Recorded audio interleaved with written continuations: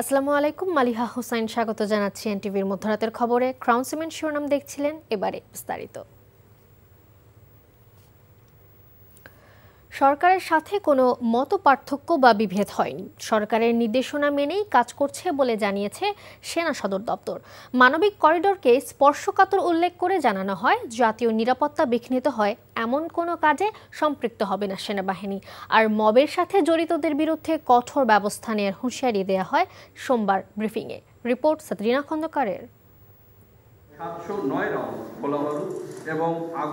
দেশের আইন শৃঙ্খলা পরিস্থিতি এবং সেনাবাহিনীর কার্যক্রম নিয়ে সাংবাদিকদের অবহিত করতে ঢাকা সেনানিবাসের অফিসার্স মেসে ব্রিফিং করে বাংলাদেশ সেনাবাহিনী।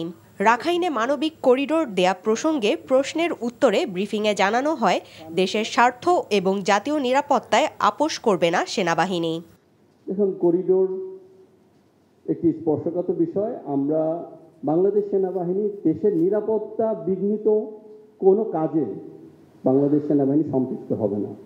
এ সময় বিভিন্ন গণমাধ্যমে প্রকাশিত সংবাদের প্রেক্ষিতে সেনাবাহিনী এবং সরকারের সম্পর্ক নিয়ে এক প্রশ্নের উত্তরে ব্রিগেডিয়ার জেনারেল নাজিমুদ্দৌলা জানান, শুরু থেকে অন্তর্বর্তী সরকারের সঙ্গে সেনাবাহিনীর কোনো দূরত্ব নেই।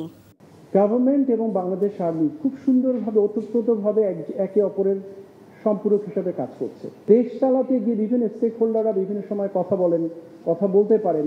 এইটা নিয়ে এত আমরা যেইভাবে চিন্তা করছি, সরকারের সাথে সেনাবাহিনীর বিশাল মতপার্থক্য হয়েছে, বিভেদ হয়েছে, যেটা দেখছি মিডিয়াতে, let us not interpret in this manner. এরকম আসলে কিছু হয়নি। দেশের সামগ্রিক আইন শৃঙ্খলা পরিস্থিতি প্রসঙ্গে ব্রিফিংয়ে জানানো হয়, আইন নিজের হাতে তুলে নিলে কোনো ছাড় দেয়া হবে না। ভবিষ্যতের দিনগুলোতে জানমালের ক্ষতি সাধন, মব ভায়োলেন্স, জনদুর্ভোগ সৃষ্টি করতে পারে এমন কর্মকাণ্ডের বিরুদ্ধে সেনাবাহিনী কঠোর পদক্ষেপ গ্রহণ করবে। চট্টগ্রামে কেএনএফ-এর পোশাক উদ্ধারে উদ্বেগ জানিয়ে ব্রিফিংয়ে জানানো হয়, সেনাবাহিনী আরাকান আর্মি আরসার গতিবিধি গভীরভাবে পর্যবেক্ষণ করছে। আরসা অস্ত্র নিয়ে আসছে, মুভমেন্ট করছে, সে ব্যাপারে অবস্থান কি? যতক্ষণ পর্যন্ত আমাদের গায়ে বিন্দুমাত্র শক্তি থাকবে, will never compromise that. This is our country and will protect it at any cost. Eid ul Adha উপলক্ষে সাধারণ মানুষের সর্বোচ্চ নিরাপত্তা ও সুশৃঙ্খল যানবাহন চলাচল নিশ্চিত করতে বাংলাদেশ সেনাবাহিনী ঈদের আগে ও পরে মিলে 2 সপ্তাহের বিশেষ কার্যক্রম গ্রহণ করেছে বলেও জানানো হয় ব্রিফিংয়ে। সাদরিনা খন্দকার, এনটিভি নিউজ, ঢাকা। সরকারি চাকরি সংশোধন অধ্যাদেশ 2025 বাতিল না করলে সচিবালয় অচল করে দেবার হুঁশিয়ারি দিয়েছেন সচিবালয় কর্মকর্তা কর্মচারী সংযুক্ত পরিষদের নেতারা। সচিবালয়ের ভেতরে তৃতীয় দিনের মতো বিক্ষোভ মিছিল করে এমন হুঁশিয়ারি দেন তারা। কিছু সময়ের জন্য বন্ধ থাকে প্রধান ফটকও। মঙ্গলবার আবারও বিক্ষোভের ঘোষণা দেওয়া হয়। রিপোর্ট রোকনুদ্দিনের। বৃহস্পতিবার খসড়ার অনুমোদনের পর রোববার রাতে সরকারি চাকুরি সংশোধন অধ্যাদেশ 2025-এর প্রজ্ঞাপন জারি করা হয়। তার প্রতিবাদে তৃতীয় দিনের মতো বিক্ষোভ মিছিল করেন বাংলাদেশ সচিবালয় কর্মকর্তা কর্মচারী সংযুক্ত পরিষদের নেতাকর্মীরা, যা শুরু হয় বেলা 11টায়। একে একে বিভিন্ন দপ্তর থেকে নেমে আসেন তারা, বন্ধ হয়ে যায় দাপ্তরিক কর্মকাণ্ড। এই অধ্যাদেশ প্রত্যাহার করা না হলে আমরা এমন কঠোর কর্মসূচি দেব যে সচিবালয় কেউ ঢুকতে পারবে না। প্রত্যেকের 3 দিন ছুটি নিয়ে আপনারা সিএল ছুটি নিয়ে বাসায় বসে থাকবেন। কোন ফ্লোরে, কোন ডেস্কে কোন কর্মচারী বসে থাকতে পারবে না। এরপর বিক্ষোভ মিছিল নিয়ে তারা যান সচিবালয়ের মূল ফটকের সামনে। এ সময় ওই ফটক দিয়ে আধা ঘন্টার মতো সব রকমের যান চলাচল বন্ধ হয়ে যায়। সেখান থেকে সচিবালয়ের বিভিন্ন সড়ক ঘুরে সবাই যান মন্ত্রী পরিষদ ভবনের সামনে। বেলা 1:30 পর্যন্ত সেখানে অবস্থান নিয়ে সরকারি চাকুরি সংশোধন অধ্যাদেশ বাতিলের দাবি জানান তারা। উপদেষ্টা মহোদয় দপ্তর থেকে এ বিষয়ে আলাপ আলোচনার মাধ্যমে এটি সমাধান বা প্রত্যাহারের একটি বিষয় আলোচিত হওয়ার কথা ছিল, কিন্তু মাননীয় আইন উপদেষ্টা মহোদয় আজ উনি যমুনাতে প্রধান উপদেষ্টা মহোদয়ের সাথে মিটিংয়ে বা সভায় উপস্থিত থাকবেন। আমরা আগামীকাল আমাদের পূর্ব ঘোষিত কর্মসূচি বলবৎ থাকবে। সরকারি চাকুরি সংশোধন অধ্যাদেশে বিশৃঙ্খলা সৃষ্টি, অযৌক্তিক ছুটি ও অন্য কাউকে কাজ থেকে বিরত রাখার চেষ্টা করলে শাস্তির বিধান রাখা হয়েছে, যা হতে পারে চাকুরি থেকে বরখাস্ত, চাকুরি থেকে অব্যাহতি এবং পদাবনতি বা বেতন কমিয়ে দেয়া। Rokonuddin, NTV news, Dhaka. এদিকে সরকারের সংস্কার কাজে সচিবালয় থেকে কোনো বাধা আসলে ছাত্র জনতাকে সাথে নিয়ে কঠোরভাবে প্রতিরোধ করা হবে বলে হুঁশিয়ারি দিয়েছেন এনসিপির দক্ষিণাঞ্চলের মুখ্য সংগঠক হাসনাত আব্দুল্লাহ। সোমবার চট্টগ্রামের বিপ্লব উদ্যানে উত্তর জেলার পথসভার শুরুতে এই কথা বলেন তিনি। সচিবালয়ের মতো জায়গায় নৈরাজ্য বন্ধ না করলে বিকল্প ব্যবস্থার মাধ্যমে কাজকর্ম স্বাভাবিক রাখা হবে বলেও জানান তিনি। সংস্কার কার্যক্রম নিয়ে যদি আমলাদের কোনো পর্যালোচনাও মতামত থাকে তবে তা আলোচনার মাধ্যমে সমাধানের অনুরোধ জানান হাসনাত আব্দুল্লাহ। দলের কেন্দ্রীয় সিনিয়র যুগ্ম সচিব ডক্টর তাসনিম জারা সহ জেলার নেতৃবৃন্দ এ সময় উপস্থিত ছিলেন। পরে রাঙ্গুনিয়া হাটহাজারীতে পথসভায় বক্তব্য রাখেন হাসনাত আব্দুল্লাহ। জনগণের মুখোমুখি দাঁড়িয়ে আপনারা যদি এই সরকারকে আপনারা হুমকি দেন, ধামকি দেন যে এই সরকার সংস্কার কার্যক্রম যদি করে থাকে তাহলে সেটিকে আপনারা বাধা দিবেন। আপনারা মনে রাখবেন এই জনগণ আপনাদের বিকল্প খুঁজে নেবে। এই সংস্কার কার্যক্রমের যদি বাধা বিশেষ করে সচিবালয় থেকে আসে সেটা কঠোর হস্তে সেটাকে জনগণকে সাথে নিয়ে সেটাকে প্রতিরোধ করা হবে। নানামুখী আন্দোলনে ডক্টর মোহাম্মদ ইউনূসের নেতৃত্বাধীন অন্তর্বর্তী সরকার চাপে পড়েছে বলে জানিয়েছে বার্তা সংস্থা রয়টার্স। প্রতিবেদন বলছে, যখন ইউনূস প্রশাসন অর্থনীতি ও কাঠামোগতভাবে একটি ভঙ্গুর দেশকে পরিবর্তন করার চেষ্টা করছে, ঠিক সে সময় সরকারি কর্মচারী, শিক্ষক, রাজনৈতিক দল এবং সেনাবাহিনীর চাপে পড়েছে। বার্তা সংস্থাটি বলছে, জনপ্রশাসন মন্ত্রণালয় অপরাধ করা সরকারি চাকরিজীবীদের দ্রুত শাস্তি নিশ্চিতের অধ্যাদেশ প্রত্যাহারের দাবিতে আন্দোলন চালিয়ে যাচ্ছেন আমলারা। এছাড়া গত সপ্তাহে সেনাপ্রধান ওয়াকারুজ্জামান ডিসেম্বরের মধ্যে নির্বাচন আয়োজনের তাগাদা দিয়ে অন্তর্বর্তী সরকারের উপর চাপ আরও বৃদ্ধি করেছেন বলে দাবি করেছে রয়টার্স। বলছে, সংস্কার ও দ্রুত নির্বাচন আয়োজনের দাবির মধ্যে আটকা পড়েছে অন্তর্বর্তী সরকার। গত সপ্তাহে প্রধান উপদেষ্টা ডক্টর ইউনূস পদত্যাগের ইচ্ছা পোষণ করার পর বাংলাদেশে রাজনৈতিক সংকট আরও গভীর হয় বলে প্রতিবেদনে উল্লেখ করা হয়েছে। রাজনৈতিক দলগুলোর সঙ্গে জুনের প্রথম সপ্তাহে সংস্কার কাজ নিয়ে দ্বিতীয় দফায় আলোচনা শুরু করবে ঐক্যমত্য কমিশন।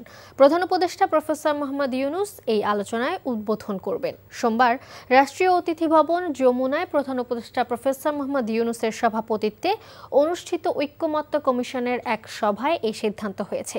এ সময় সংস্কার প্রক্রিয়া ও নির্বাচন বিষয়ে রাজনৈতিক দলগুলোর পাশাপাশি নাগরিক সমাজ ও তৃণমূলের সংগঠনগুলোকে সম্পৃক্ত করে জনসচেতনতা বাড়িয়ে তোলার পরামর্শ দিয়েছেন প্রধান উপদেষ্টা। আজকের সভায় অতীতে বিভিন্ন নির্বাচনে অনিয়মের সাথে যারা জড়িত তাদের ভূমিকা তদন্তের জন্য একটি স্বাধীন কমিশন গঠনের বিষয়ে আলোচনা হয়। এর আগে গত 19 মে রাজনৈতিক দলগুলোর সঙ্গে ঐক্যমত্য কমিশনের প্রথম দফার আলোচনা শেষ হয়। সংবিধান সংস্কার প্রক্রিয়া, বিচার বিভাগের বিকেন্দ্রীকরণ সহ মৌলিক কিছু বিষয়ে রাজনৈতিক দলগুলোর মধ্যে এখনও ঐক্যমত হয়নি বলে জানিয়েছেন জাতীয় ঐক্যমত্য কমিশনের সহসভাপতি অধ্যাপক আলী রিয়াজ। প্রথম পর্যায়ে রাজনৈতিক দলগুলোর সাথে আলোচনা শেষে সোমবার জাতীয় সংসদের এলডি হলে ঐক্যমত্য কমিশনের কাজের অগ্রগতি নিয়ে ব্রিফিংয়ে তিনি এসব কথা জানান। একই সঙ্গে আলী রিয়াজ বলেন, জুলাই অভ্যুত্থানে গণহত্যা, ভোট জালিয়াতি ও দুর্নীতির দায়ে অভিযুক্তদের চিহ্নিতকরণ এবং প্রয়োজনীয় ব্যবস্থা নিতে স্বাধীন তদন্ত কমিশন গঠন, দ্বিকক্ষ বিশিষ্ট সংসদ মতো গুরুত্বপূর্ণ ইস্যুতে বেশিরভাগ দল একমত। কোন কোন বিষয়ে সংস্কার প্রয়োজন সেগুলোর ব্যাপারে এক ধরনের ঐকমত্য এসে একটা জুলাই সনদ তৈরি করতে পারে, তাহলে সে সময় এটি বাস্তবায়নের প্রক্রিয়ার প্রশ্নটি আসবে।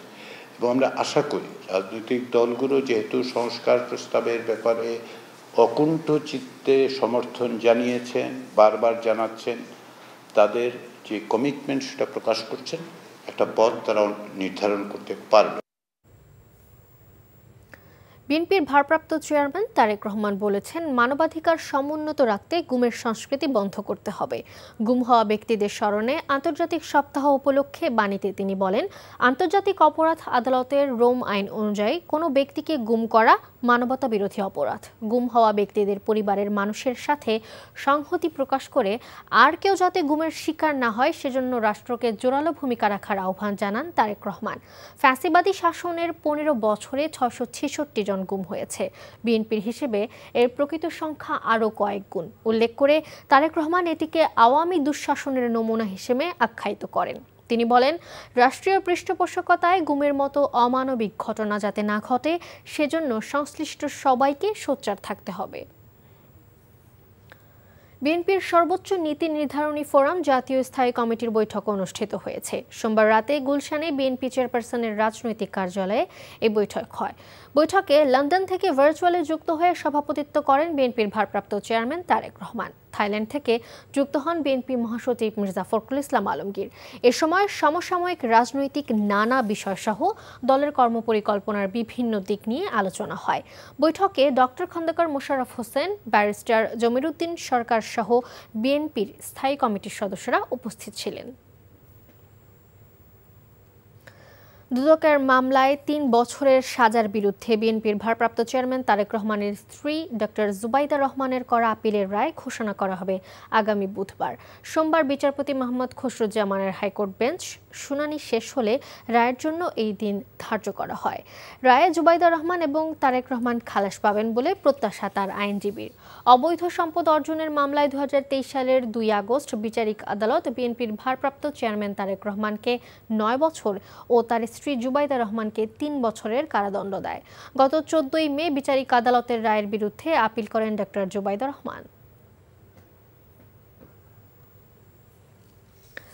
আগামী 28 মে তারুণ্যের রাজনৈতিক অধিকার প্রতিষ্ঠার লক্ষ্যে রাজধানীর নয়াপল্টনে 4 বিভাগের তরুণদের নিয়ে তারুণ্যের সমাবেশ করবে বিএনপির 3 সহযোগী সংগঠন যুবদল, স্বেচ্ছাসেবক দল ও ছাত্র দল।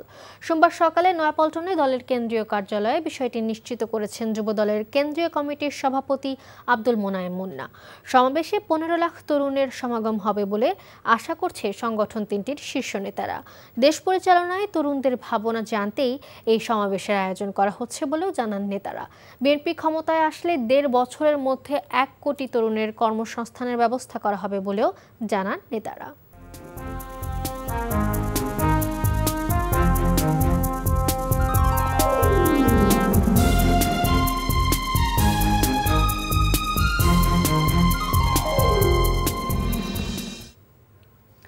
অর্থনীতির নানা চ্যালেঞ্জের মধ্যেও রপ্তানি আয়ে বড় সাফল্য দেখিয়েছেন দেশের উদ্যোক্তারা। অর্থবছরের প্রথম 10 মাসে রপ্তানি হয়েছে $40 বিলিয়ন পণ্য, প্রবৃদ্ধি 9.83%। তবে রপ্তানি খাতের এত অর্জনেও সন্তুষ্ট নন শিল্প মালিকরা। তাদের মতে জ্বালানির দাম বৃদ্ধি ও শ্রমিক অসন্তোষে বন্ধ হয়ে গেছে কয়েকশো কারখানা। এমন বাস্তবতায় রপ্তানি খরচ কমাতে আসন্ন জাতীয় বাজেটে রপ্তানি বান্ধব কর নীতি ও প্রণোদনার দাবি জানিয়েছেন শিল্পোদ্যোক্তারা। সেলিম মালিকের রিপোর্ট। 2024-25 অর্থ বছরের প্রায় পুরোটা জুড়ে তৈরি পোশাক সহ দেশের শিল্প কারখানাগুলোতে চলেছে জ্বালানি সংকট। এর মধ্যে গত এপ্রিলে নতুন করে গ্যাসের দাম 33% বাড়ানো হয়। ডলারের স্বল্পতা ও দাম বৃদ্ধিতে কাঁচামাল আমদানি ব্যাহত হয় অনেক শিল্প উদ্যোক্তার। শ্রমিক অসন্তোষে ঘটেছে কারখানা ভাঙচুরের ঘটনাও। এত সব চ্যালেঞ্জকে পাশ কাটিয়ে রপ্তানি আয়ে সাফল্য এসেছে অভাবনীয়। গত 10 মাসে গড় প্রবৃদ্ধি প্রায় 10%। এমন বাস্তবতায় রপ্তানি খাতে কি সুদিন ফিরেছে? উদ্যোক্তারা বলছেন ভিন্ন কথা। 1 নম্বর হচ্ছে সবচেয়ে বড় সংকট জ্বালানি এবং বিদ্যুৎ। 2 নম্বর হচ্ছে ব্যাংকিং খাতের চরম অসহযোগিতা। 3 নম্বর হচ্ছে এনবিআর এর নানা রকমের বৈষম্যমূলক পলিসি আচরণ। এই পরিস্থিতিতে যারা বড় হচ্ছে আর ছোট এবং মাঝারিগুলি হারিয়ে যাচ্ছে। ফলে রপ্তানির যে গ্রোথ হচ্ছে সেটা ওই বড়রাই সেটাকে কনজিউম করে ফেলছে। তো ফলে ছোটগুলি কিন্তু হারিয়ে যাচ্ছে। এটা কিন্তু একটা অশনি সংকেত। কারণ ছোট মাঝারি যদি পাইপলাইনে না থাকে তাহলে কিন্তু ভবিষ্যতে কিন্তু আর উদ্যোক্তা থাকবে না। সংকট উত্তরণে আসছে 2025-26 অর্থ বছরের বাজেটে রপ্তানি খাতের জন্য সহজ কর নীতির পাশাপাশি রপ্তানি বৃদ্ধিতে প্রণোদনাও জরুরি বলে মনে করেন তারা। কিছু পলিসি সাপোর্ট এবং কিছু ফিসক্যাল সাপোর্ট দিতে হবে, ইজ অফ ডুইং বিজনেসটাকে আরও ইমপ্রুভ করতে হবে, কস্ট অফ ফান্ডকে আরও কমিয়ে আনতে হবে। ইন্টারেস্ট রেটটা অনেক বেড়ে গেছে, এই ইন্টারেস্টটাকে ব্যাংকের ইন্টারেস্ট রেটটা কমিয়ে আনতে হবে। সেগুলো আমার মনে হয় ব্রডার সেন্সে যদি এইগুলো আমরা করতে পারি তাহলে আমার মনে হয় যে আমাদের এই গ্রোথটাকে ধরে রাখতে পারবো। বিশ্লেষকরা বলছেন বাজেটে এ খাতে পলিসি এমনভাবে নিতে হবে যেন 2026 সালে স্বল্পোন্নত দেশের তালিকা বা এলডিসি উত্তরণ সহজ হয়। আমি প্রণোদনা কোনটায় দিতে পারবো, কতটুকু দিতে পারবো, সেখানে কিন্তু পুনর্বিন্যাসের প্রশ্নটাই জন্য গুরুত্বপূর্ণ। যে আমরা ডাইরেক্ট যদি সাহায্য না দিতে পারি রপ্তানিকারকদের, তাহলে ইনডাইরেক্টলি কিভাবে আমরা সাহায্য করতে পারি। সো এই বিষয়গুলো বাজেটে থাকলে আমাদের এলডিসি গ্র্যাজুয়েশনের প্রস্তুতিটাও আমরা ভালোভাবে নিতে পারবো। পাশাপাশি ট্রাম্পের শুল্ক নীতির চ্যালেঞ্জ মোকাবিলায় আলোচনা চালিয়ে যাওয়ার পরামর্শ সংশ্লিষ্টদের। সেলিম মালিক, এনটিভি নিউজ, ঢাকা। 2025-26 অর্থ বছরের বাজেটকে সামনে রেখে 16তম বারের মতো অনুষ্ঠিত হতে যাচ্ছে এনটিভির জনপ্রিয় অনুষ্ঠান কেমন বাজেট চাই। এনটিভি ও এফবিসিসিআই এর যৌথ আয়োজনে বিশেষ এই অনুষ্ঠানটি মঙ্গলবার রাত 8টায় এনটিভির তেজগাঁও স্টুডিও থেকে সরাসরি সম্প্রচারিত হবে। অনুষ্ঠানে জনভাবনা, ব্যবসায়ীদের আকাঙ্ক্ষা, সরকারের পরিকল্পনা তুলে ধরবেন সরকারের উপদেষ্টা, রাজনীতিবিদ, অর্থনীতিবিদ সহ সমাজের বিশিষ্টজনরা। তামজিদ সুমনের রিপোর্ট। আমাদের এই বিশেষ অনুষ্ঠান কেমন বাজেট চাই। 1.5 দশকের বেশি সময় ধরে চলা কেমন বাজেট চাই অনুষ্ঠানটি দর্শক নন্দিত বেসরকারি টেলিভিশন চ্যানেল এনটিভি ও ব্যবসায়ীদের শীর্ষ সংগঠন এফবিসিসিআই এর বার্ষিক ইভেন্টে পরিণত হয়েছে। প্রতি বছরের মতো এবারও এনটিভি ও এফবিসিসিআই এর যৌথ আয়োজনে অনুষ্ঠিত হতে যাচ্ছে বাজেট ভাবনা নিয়ে সরাসরি অনুষ্ঠান কেমন বাজেট চাই। বাজেট নিয়ে সাধারণ মানুষের ভাবনা ও প্রত্যাশা রাষ্ট্রের নীতি নির্ধারকদের কাছে তুলে ধরতে নিয়মিত অনুষ্ঠিত হয়ে আসছে এই অনুষ্ঠান, যেখানে অংশ নিয়ে আসছেন অর্থনীতিবিদ, ব্যবসায়ী, ব্যাংকার, গবেষক সহ বিভিন্ন শ্রেণী পেশার মানুষ। এবারের ভেন্যু এনটিভির তেজগাঁও স্টুডিওতে এই আয়োজনকে ঘিরে এরই মধ্যে শুরু হয়েছে প্রস্তুতি। আগের বছরগুলোর ধারাবাহিকতায় এবারও সফলভাবে অনুষ্ঠানটি সম্পন্ন করতে অক্লান্ত পরিশ্রম করে যাচ্ছেন এনটিভির কর্মীরা। বিনিয়োগ, এডিবি বাস্তবায়ন, অর্থনৈতিক প্রবৃদ্ধি, মূল্যস্ফীতি, জ্বালানি ও বিদ্যুৎ, শিল্প বাণিজ্য, স্বাস্থ্যসেবা ও কৃষিসহ গুরুত্বপূর্ণ খাতগুলোতে বাজেটের প্রাপ্তি অপ্রাপ্তির পাশাপাশি আসন্ন বাজেটের চ্যালেঞ্জগুলো তুলে ধরা হবে এই অনুষ্ঠানে। সামনে যে বাজেট আছে, এই বাজেটে আমাদের শিক্ষকদের ভাতা বাড়ানো উচিত। যদি কম মূল্যে সার দেন তো আমরা মনে করি কৃষক বাঁচবো, আর নাহলে তো কৃষক মরায়। পুরো আয়োজনটির সঞ্চালনায় থাকছেন এনটিভির বার্তা প্রধান জহিরুল আলম। আয়োজনে বিশেষ এই অনুষ্ঠান কেমন বাজেট চাই। অনুষ্ঠানে প্যানেল আলোচক হিসেবে থাকবেন অর্থ উপদেষ্টা ও বাংলাদেশ ব্যাংকের সাবেক গভর্নর ডক্টর সালেউদ্দিন আহমেদ, সাবেক মন্ত্রী ও বিএনপির জাতীয় স্থায়ী কমিটির সদস্য ডক্টর আব্দুল মঈন খান, অর্থনীতিবিদ ডক্টর দেবপ্রিয় ভট্টাচার্য, জাতীয় রাজস্ব বোর্ডের চেয়ারম্যান আব্দুল রহমান খান, এফবিসিসিআই এর প্রশাসক মোহাম্মদ হাফিজুর রহমান ও বিকেএমই এর সভাপতি মোহাম্মদ হাতেম। এছাড়াও অনুষ্ঠানে থাকবেন সরকারের নীতি নির্ধারক, অর্থনীতিবিদ ও শিল্পপতিরা। মঙ্গলবার রাত 8টায় শুরু হয়ে কেমন বাজেট চাই অনুষ্ঠানটি বিরতিহীনভাবে চলবে এনটিভির 10:30 রাতের খবরের আগ পর্যন্ত। আর দর্শকরা পুরো অনুষ্ঠানটি সরাসরি দেখতে পাবেন এনটিভির পর্দায়। Tamjid Suman, NTV news, Dhaka. সাবেক প্রধানমন্ত্রী শেখ হাসিনার বিরুদ্ধে আদালত অবমাননার অভিযোগে সশরীরে আন্তর্জাতিক অপরাধ ট্রাইব্যুনালে হাজির হওয়ার জন্য সংবাদপত্রে বিজ্ঞপ্তি প্রকাশ করা হয়েছে।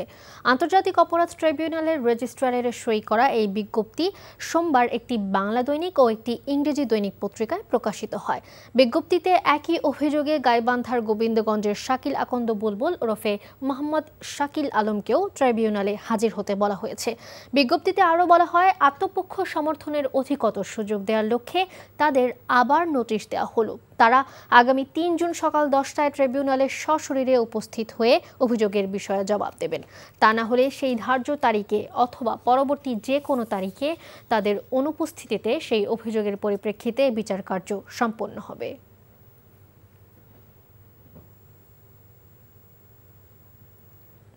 ঢাকা উত্তর সিটি কর্পোরেশনের প্রশাসক মোহাম্মদ এজাজের অপসারণ ও গ্রেপ্তারের দাবিতে বিক্ষোভ মিছিল করেছে ঢাকা মহানগর উত্তরের সকল স্তরের সাধারণ জনতা। ঢাকা উত্তর সিটি কর্পোরেশনে অনিয়ম ও দুর্নীতির অভিযোগে এই বিক্ষোভ মিছিল। মোহাম্মদ এজাজের বিরুদ্ধে অভিযোগ রয়েছে পতিত আওয়ামী লীগ সহ দেশের নিষিদ্ধ ঘোষিত বিভিন্ন সংগঠনের সাথে তার সংশ্লিষ্টতা। অভিযোগ রয়েছে গাবতলী গরুর হাটের ইজারা নিয়ে দুর্নীতি ও অনিয়মের। মিছিলে অংশগ্রহণকারীদের দাবি, এমন বিতর্কিত ও অভিযুক্ত ব্যক্তির উত্তর সিটি কর্পোরেশনের প্রশাসকের মতো গুরুত্বপূর্ণ পদে থাকার যৌক্তিকতা নেই। ডিএনসিসি প্রশাসক মোহাম্মদ এজাজের অপসারণ না হওয়া পর্যন্ত মাঠে থাকবে জনগণ বলেও মিছিলে স্লোগান দেয়া হয়। বিক্ষোভ মিছিলটি রাজধানীর কল্যাণপুর থেকে বাংলাদেশ বেতার অফিস পর্যন্ত এসে শেষ হয়।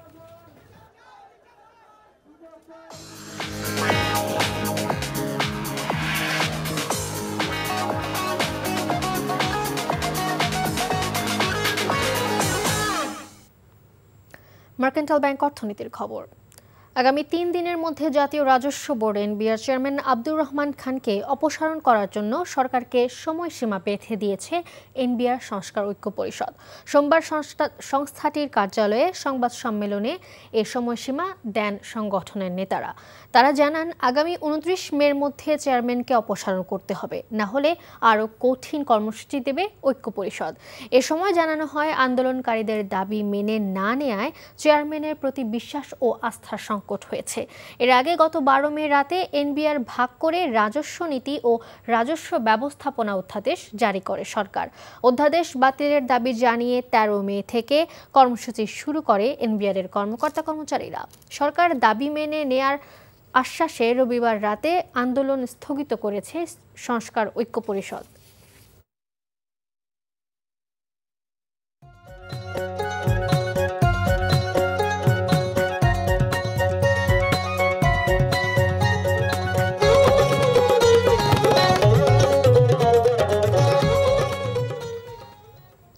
কনকাফ্রিজ প্রেজেন্টস কোরবানির পশুর হাটের খবর। দোরগোড়ায় পবিত্র ঈদুল আজহা, সারা দেশে জমে উঠতে শুরু করেছে কোরবানির পশুর হাট। হাটে এবারও দেশীয় গরুর আধিক্য। ভারত এবং মিয়ানমারের গরু নেই বললেই চলে। দক্ষিণাঞ্চলের সর্ববৃহৎ যশোরের শার্শা উপজেলার 7 মাইল পশুর হাটে দেশীয় গরু আসছে অনেক। যশোর ছাড়াও ঢাকা, চট্টগ্রাম সহ সারা দেশ থেকে গরু ব্যবসায়ীরা ভিড় করছেন এই হাট থেকে পশু কিনে নিতে। তবে গতবারের চেয়ে এবার গরুর দাম নিয়ে ক্রেতা বিক্রেতাদের রয়েছে পাল্টাপাল্টি অভিযোগ। এদিকে কুমিল্লায় জমে উঠেছে কোরবানির পশুর হাট। জেলায় 4 শতাধিক স্থায়ী ও অস্থায়ী হাটে চলবে পশু বেচাকেনা। গরু মহিষের পাশাপাশি কুমিল্লার হাটে মিলবে পাহাড়ি গয়াল। কুমিল্লায় কোরবানির পশুর চাহিদা 2,37,586টি। লালন পালন করা হয়েছে 2,60,752টি গবাদি পশু। ঈদ উপলক্ষে গরু চোরাচালান রোধে সীমান্তে টহল বাড়িয়েছে বিজিবি। প্রবাসের খবর। এবছর হজে আরাফাত দিনের ঐতিহাসিক খুতবা প্রদান করবেন বিশিষ্ট ইসলামিক স্কলার শেখ সালেহ বিন হুমাইদ। এনটিভি মক্কা প্রতিনিধি কামাল পারভেজ অভি জানান, সৌদি বাদশাহ সালমান বিন আব্দুল আজিজ এক রাজকীয় ফরমানে তাকে আরাফার দিনে খুতবা দেওয়ার অনুমোদন দেন। আগামী 9 জিলহজ আরাফাতের ময়দানে হজের খুতবা দেবেন তিনি। শেখ সালেহ বিন হামিদ সৌদি আরবের কাউন্সিল অফ সিনিয়র স্কলার্সের সদস্য এবং মসজিদুল হারামের সাবেক ইমাম। তিনি দীর্ঘদিন ধরে ইসলামী জ্ঞান, হিকমা এবং বিচার বিভাগীয় নেতৃত্বে গুরুত্বপূর্ণ ভূমিকা রেখে আসছেন।